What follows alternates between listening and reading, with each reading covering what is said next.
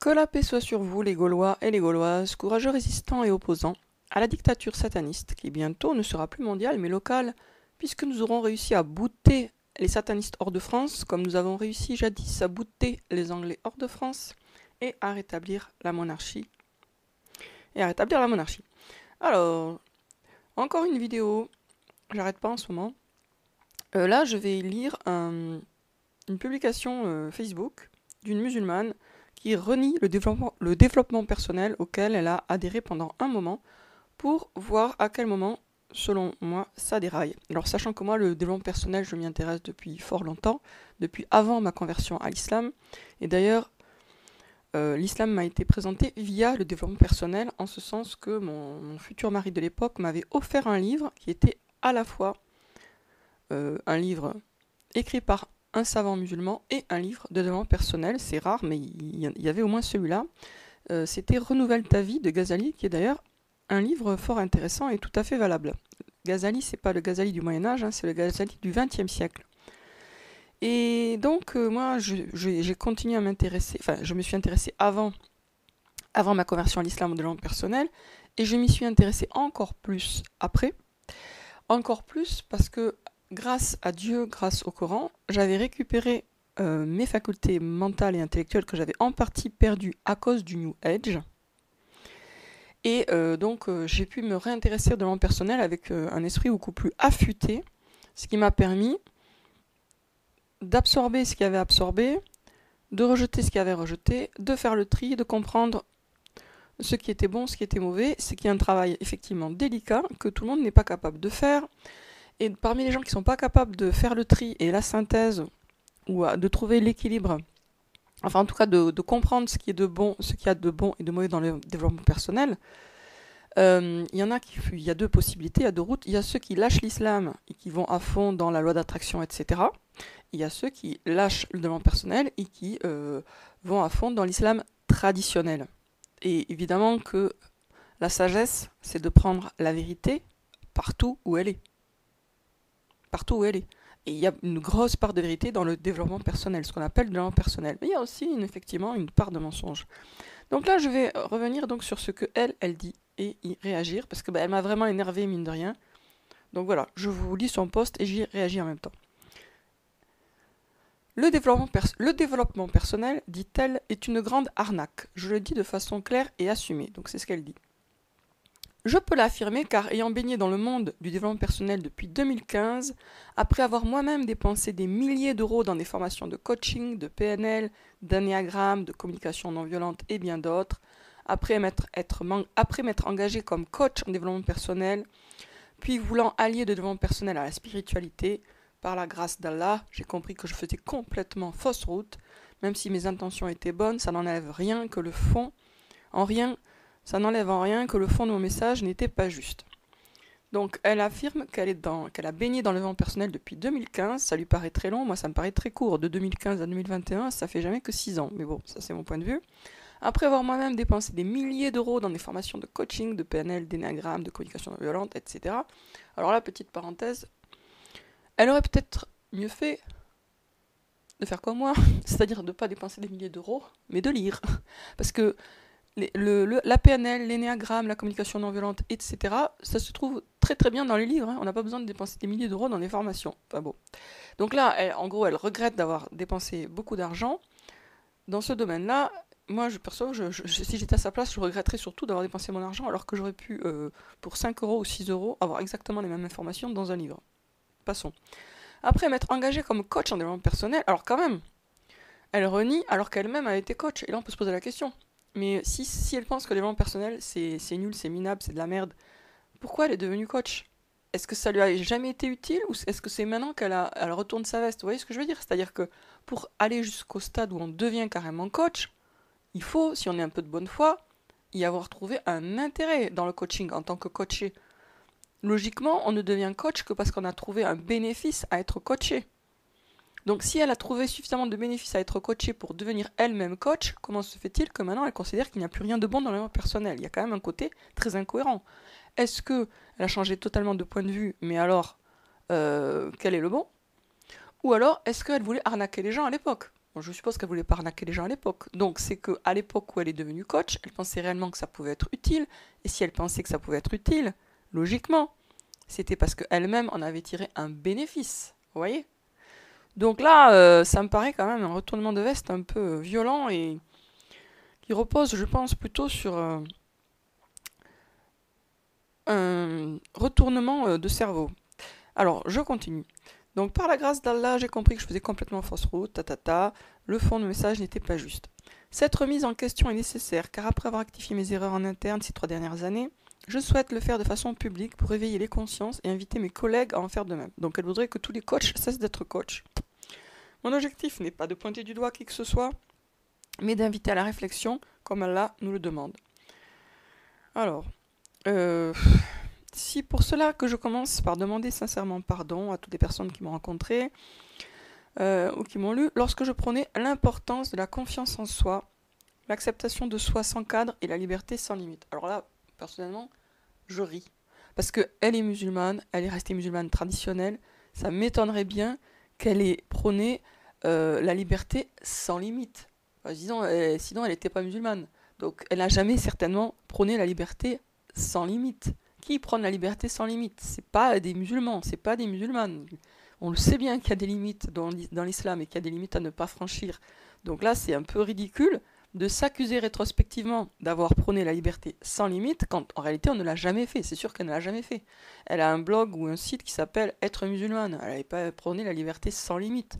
Et en plus, elle s'adresse à des musulmanes qui ont elles-mêmes beaucoup de limites dans la tête. Donc même si elle prenait la liberté sans limite, je suis sûr que les musulmanes, elles auraient remis les limites 2 secondes après. Hein. Alors en plus, vraiment, elle s'excuse, elle demande pardon parce qu'elle a prôné l'importance de la confiance en soi. Ah bah oui, c'est vrai qu'avoir confiance en soi, c'est pas nécessaire pour accomplir quelque chose dans la vie, t'as pas besoin d'avoir confiance en toi. Si tu te sens totalement minable, si tu te sens un petit ver de terre, ça t'empêche pas d'accomplir des grandes choses et de te battre pour la vérité et pour Dieu. Non mais là je fais de l'ironie. Bien sûr que c'est essentiel la confiance en soi. Si on n'a pas une vision suffisamment structurée de soi-même et suffisamment forte, on ne peut rien faire dans la vie. Rien, rien de rien. Donc bien sûr que la confiance en soi, c'est essentiel. Et d'ailleurs, la confiance en soi, c'est relié à la confiance en Dieu. Si vous avez confiance en Dieu, mais pas confiance en vous, vous êtes coupé de Dieu. C'est-à-dire que vous ne pourrez pas être un instrument de sa volonté. On a besoin d'avoir les deux, la confiance en soi et la confiance en Dieu. La confiance en soi ne serait-ce d'ailleurs que pour trouver la vérité et y croire. Si on ne fait pas confiance à sa propre intelligence, à son propre jugement, comment peut-on reconnaître et accepter la vérité? Dieu s'adresse à nous justement en tant que personnes qui réfléchissent. Réfléchir, ça veut dire quoi? Ça veut dire qu'on se... ça présuppose, réfléchir, ça présuppose qu'on se fait suffisamment confiance pour avoir une réflexion personnelle et lui accorder de la valeur. Donc, quand Dieu s'adresse aux gens, en disant aux gens qui réfléchissent, il s'adresse à des gens qui ont cette confiance en soi première, fondamentale, primordiale, qui fait qu'on va se fier à sa propre intelligence et donc la faire travailler, la faire bosser. Les gens qui n'ont aucune confiance en eux, n'ont aucune réflexion personnelle, ne réfléchissent pas et suivent comme des moutons n'importe quel chef un peu arrogant. C'est ce qui se passe aujourd'hui. Les gens suivent comme des moutons les chefs satanistes qui les envoient dans le mur et dans les piqûres. Donc, affirmer comme elle le fait, avec d'ailleurs beaucoup de confiance en elle-même, je le souligne au passage, qu'elle avait totalement tort lorsqu'elle prenait l'importance de la confiance en soi, c'est juste ridicule.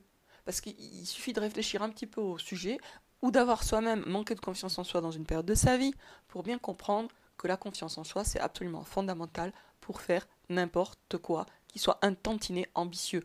Si on veut faire autre chose que de rester dans un coin à traire des chèvres, on a besoin d'avoir confiance en soi-même.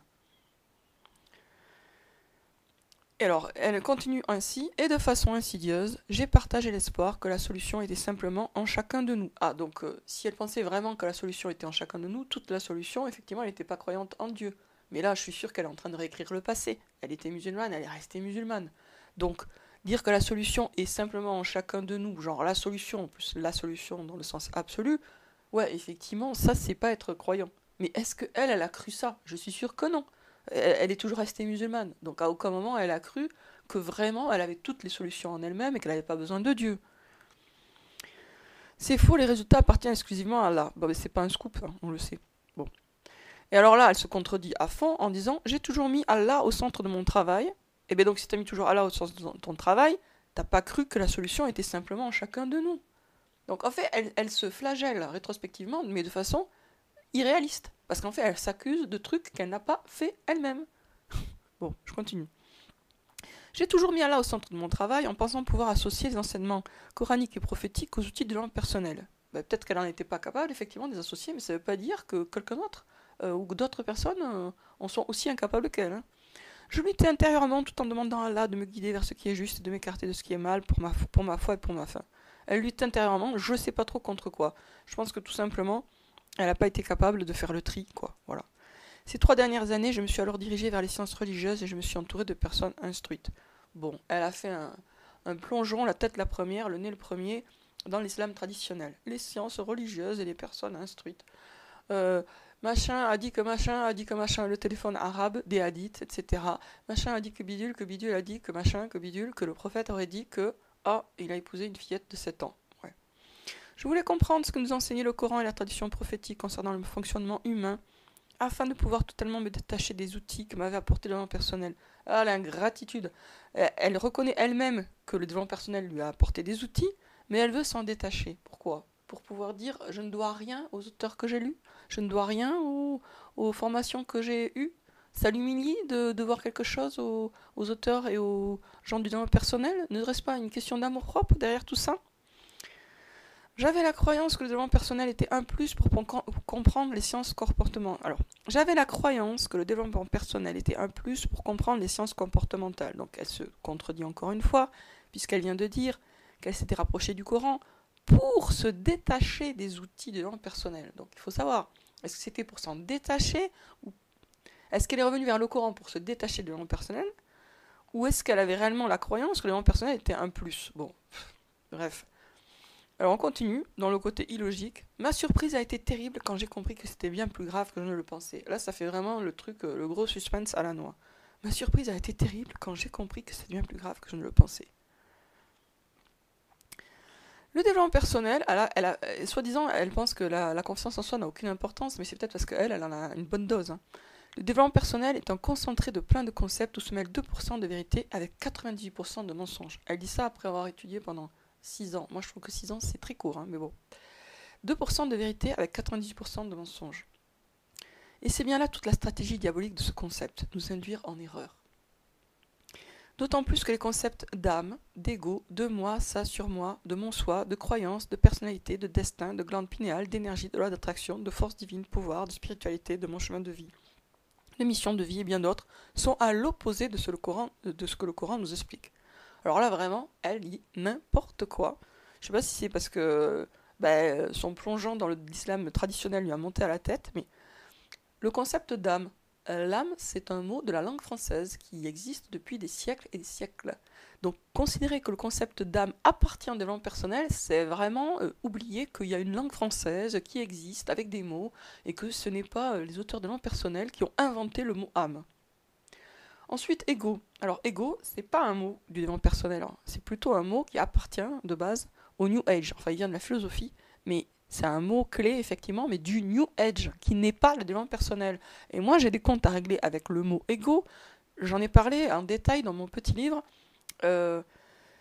Eckhart Tolle et l'idiocratie. Eckhart Tolle, c'est pas un auteur du développement personnel, c'est un auteur du New Age. C'est différent, même si parfois, effectivement, le New Age contamine le développement personnel. Mais c'est deux univers de pensée très différents, très très différents, et parfois opposés. Alors, moi ça sur moi. Le moi ça sur moi, c'est pas le développement personnel, c'est Freud. Freud qui était un tueur en série. Donc la pauvre, elle parle de ce qu'elle ne connaît pas, elle ne sait pas d'où viennent les concepts, et elle mélange tout.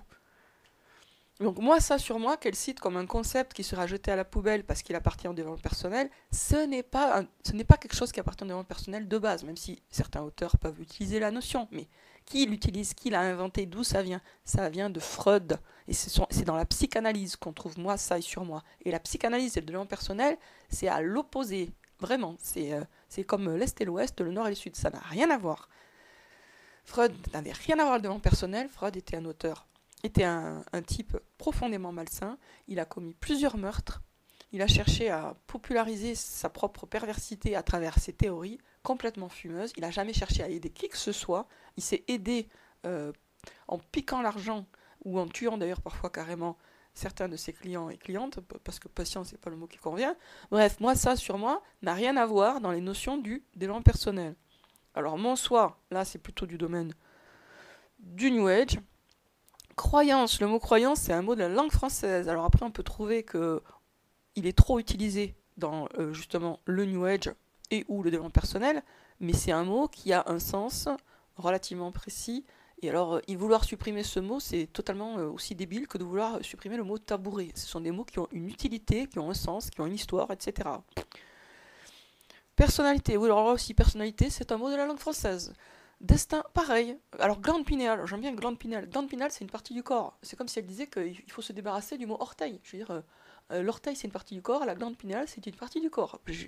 Elle est tellement à côté de la plaque ou ignorante, je sais pas qu'elle a l'air de croire que la glande pinéale, ça n'existe pas. Je veux dire, la glande pinéale, c'est un organe. Énergie, loi d'attraction. Alors, loi d'attraction, là, effectivement, on peut dire, c'est un peu une notion un peu problématique qui est à cheval sur le New Age et le développement personnel. Bon, là, il y a des trucs à dire, effectivement. Force divine, pouvoir. Ben, pouvoir, là aussi, c'est un mot du français. Hein. Spiritualité, pareil. Ben, tout ça, c'est des mots du français. Et donc, ces mots du français seraient à l'opposé de ce que le Coran nous explique. Je vois pas comment le Coran peut être à l'opposé d'un mot de base. Parce qu'un mot, ce n'est pas une idée. Hein. Un mot, c'est un mot. Pour qu'il y ait une idée, il faut qu'il y ait une phrase. Donc, le mot, par exemple, croyance, n'est pas une idée. De même que le mot chien n'est pas une idée, ni un événement, ni un énoncé. C'est juste un mot. Donc vous dites coussin, vous n'avez pas pris parti ni pour ou contre le Coran, et le Coran n'est pas à l'opposé de votre message si vous dites simplement le mot coussin. Pareil si vous dites le mot croyance, etc. Donc ces mots, ces concepts seraient à l'opposé de ce que le Coran nous explique. Vraiment, c'est débile, quoi. Elle est débile. Bon, excusez-moi, je m'énerve, mais ça va, c'est pas grave puisque je ne la nomme pas. Donc je peux continuer à m'énerver visiblement, si je puis dire. Alors, je continue à lire sa publication. De ce fait, la compréhension que certains outils nous donnent sur notre personnalité, notre mode de fonctionnement, qui sont les points centraux d'un travail d'introspection, sont à 98% biaisés et incohérents avec le message d'Allah. Alors j'aime bien comme elle est précise dans ses pourcentages. 2%, 90%, 98%, on dirait qu'elle a fait une analyse chimique pour savoir que c'était 2% de mensonges, ou 2% de vérité et 98% de mensonges. Donc on n'utiliserait pas les bons mots, et donc forcément ça serait biaisé et incohérent avec le message d'Allah. Croire qu'elle n'a pas lu le Coran, justement. Alors, après, donc, je passe. Commençons par le commencement. L'origine de l'avant personnel, ça vient d'où? Ça vient de qui? Et alors là, ça vient du New Age. Ben non. Non. Le New Age et l'avant personnel, ce sont deux choses différentes qui malheureusement tendent maintenant à se rapprocher, mais justement, le rapprochement est récent. C'est-à-dire que le mouvement du New Age n'a au départ rien à voir avec celui du développement personnel, et c'est actuellement que parfois on voit des livres où ça a l'air de se rapprocher et où on retrouve des éléments toxiques du New Age dans des auteurs de développement personnel. Mais ça, c'est récent. Et plus on remonte dans le passé, plus on lit des auteurs anciens du développement personnel, années 30, années 40, années 20, ou même fin du 19e siècle, hein, il y en a qui datent de la fin du 19e siècle, plus on voit des trucs qui n'ont strictement rien à voir avec le New Age, justement. Hein. Avec une culture de la volonté, de la détermination, de la persévérance, qui n'ont rien à voir avec le New Age et son côté filandreux et mou. Donc là, ce qu'elle affirme très gratuitement, c'est faux. Voilà, c'est faux. Alors, je reprends. Donc, premièrement, cela vient du mouvement New Age. Non, c'est faux. Bon, je la lis. Ma définition, dit-elle, sera simple. C'est un mouvement qui utilise des outils qui viennent du monde invisible dans leur approche pour faire le bien dans ce monde. Un monde qui nous est interdit en tant que musulmanes. Je sais même pas. Oui, elle parle du monde invisible qui nous serait interdit en tant que musulmane. Bah, la plupart des gens, de toute façon, n'accèdent pas au monde invisible. Et si Dieu veut que quelqu'un accède au monde invisible et, je sais pas, moi, lui permet de voir des djinns, bah, il le fera. L'un des précurseurs du mouvement New Age qui a donné naissance au monde personnel, c'est Alice Bailey. Donc là, elle va dire du mal d'Alice Bailey. Elle a raison. Alice Bailey, effectivement, c'était une espèce de sataniste qui est à l'origine d'un mouvement complètement toxique, on est d'accord, le New Age, ça c'est vrai. Mais ça n'a rien à voir avec le New Age, avec le développement personnel. Le New Age et le développement personnel, Alice Bailey et le développement personnel, ce sont deux trucs qui n'ont rien à voir. Et elle serait bien incapable de prouver, comme elle l'affirme, là elle l'affirme, elle serait bien incapable de le prouver, que Alice Bailey est l'ancêtre, la grand-mère du développement personnel. Elle ne pourrait pas le faire, parce que c'est totalement faux.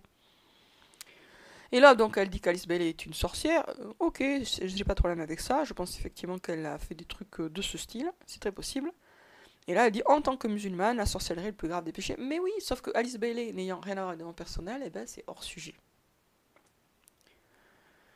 Voilà. Et donc, après, ce serait donc le développement personnel serait un système diabolique qui n'a qu'un seul objectif, nous écarter de la lumière d'Allah. Oui. Bon. Eh ben... alors, elle termine en disant continue à travailler, mais avec plus d'humilité. Euh, ouais, mais je pense qu'elle aussi, elle devrait apprendre un peu l'humilité. Elle connaît pas bien l'élan personnel, elle connaît pas du tout l'histoire de l'élan personnel, tout en affirmant des choses de façon très tranchée. Elle y connaît que dalle. Elle a dépensé effectivement plein de fric dans des formations qui étaient peut-être un petit peu des arnaques, effectivement, ou en tout cas elle aurait très bien pu trouver les mêmes informations pour 5 euros dans un livre, ça j'en suis profondément persuadée. Et elle a de la rancœur. Ou, ou elle s'est fait laver le cerveau par ses copains sunnites, ses nouveaux copains sunnites, puisqu'elle est rentrée à fond dans la secte sunnite. Voilà. Et alors moi ce que j'aime bien, c'est dans les commentaires, il y en a qui disent «Oh mon Dieu, c'est vrai, le développement personnel c'est une secte, qu'Allah nous en préserve». La personne qui dit ça, elle a elle-même les deux pieds bien enfoncés dans le béton du sunnisme, le béton de la secte sunnite, mais oh mon Dieu, qu'Allah nous préserve les sectes, bah t'es dedans. Hein. Donc, pour ce qui est du développement personnel, moi j'ai fait un livre pour essayer justement de faire le tri entre ce qui était vrai et faux, à la lumière du Coran. Évidemment, il y a beaucoup de choses vraies, mais il y a des points où ça déraille, le développement personnel, ou en tout cas, comme je disais, les concepts un peu délicats et un peu problématiques de la loi d'attraction, justement. La loi d'attraction, c'est pas que c'est faux, hein, il y a des trucs très vrais dans l'histoire de la loi d'attraction, mais la façon dont c'est formulé, il y a des choses à discuter. J'ai fait un livre sur ça, si ça vous intéresse, ça s'appelle Le Trésor, et franchement, j'ai bien mis les choses au carré et au clair, je suis fière de ce livre. Il est... j'ai bien touché les points essentiels, quoi, je pense. C'est-à-dire les points où finalement le développement personnel, justement, va s'écarter du réel, de la vérité, quoi. C'est des points bien précis, il n'y en a pas 3000, et où là, ça déraille un peu. Et dans Le Trésor, j'ai aussi essayé de pousser plus loin la réflexion à partir de la méthode Coué. Donc je parle de la méthode Coué, plus ou moins. Je vais jusqu'à Noah St. John, qui a amélioré la méthode Coué par les questions, et j'arrive aux affirmations qui sont ma propre petite innovation à moi, hein, qui est le passage au nous. Au nous. Et aussi à la date. Bon, je rentre pas ici trop dans les détails, mais si vous voulez un livre qui vous aide en tant que croyant à voir clair dans les vents personnels et à faire le tri, sans jeter le bébé avec l'eau du bain, comme elle fait, puisqu'elle jette tout, donc c'est totalement grotesque de dire « Oh, on n'a pas besoin de confiance en soi ». Ouais, mais c'est ça, ouais. Reviens quand on n'aura plus de confiance en soi et tu diras plus rien, donc bon, bref. Dans Le Trésor, mon livre Le Trésor, j'ai vraiment fait un bon travail de tri et je pense que j'ai mis quand même, j'ai bien expliqué certains des principes fondamentaux de la psychologie et du développement personnel, puisque finalement la vraie psychologie rejoint le vrai développement personnel, c'est un peu la même chose. Hein. Et ça permet, après, à mon avis, d'avoir un esprit plus critique et plus éveillé, et donc de retenir ce qui est bon et de se débarrasser de ce qui n'est pas bon, puisqu'il y a effectivement les deux dans le développement personnel. Mais elle dit 98% de mensonges, 2% de vérité. De mon point de vue, c'est plutôt 90% de vérité, 20% de mensonges, puis ça dépend évidemment des livres, des auteurs. Il y en a, c'est plus, il y en a, c'est moins. Par exemple, vous allez du côté de Jack Canfield, Le succès selon Jack, c'est 99,9999% de vérité, hein, vraiment. Il y a 0,001% de mensonges dans la biographie, parce qu'il conseille écartolé. Et ça, vraiment, c'est une erreur de conseiller écartolé. Mais dans son livre même, pour arriver à ne pas être d'accord, il faut être soit de mauvaise foi, soit avoir rien compris à ce qu'il raconte. Parce que tout ce qu'il dit, ça rejoint la sagesse intemporelle et universelle des nations. La sagesse, quoi. Voilà, voilà. D'ailleurs, je vous signale que Dieu, dans le Coran, il dit qu'il a fait descendre le livre et la sagesse, parce que le livre sans la sagesse, ça sert à rien. Et l'intérêt du développement personnel, c'est justement de renforcer la sagesse. C'est une façon de renforcer la sagesse. Et ceux qui disent « Oh, on n'en a pas besoin », si vous n'avez pas besoin de sagesse, c'est votre problème, je dirais. Ce n'est pas votre solution, c'est votre problème. Moi, personnellement, j'ai besoin de sagesse et j'en ai besoin encore plus. Et je ne cracherai jamais sur la sagesse parce que c'est un précieux cadeau de Dieu. Et Dieu, il peut donner la vérité par n'importe quel vecteur. Parfois, ça peut même être une pub hein, qui donne une vérité, même une pub. Ça peut venir de n'importe où, la vérité. Donc, il faut être capable de la reconnaître et de la voir n'importe où. Sur ce, je vous dis à bientôt, les amis.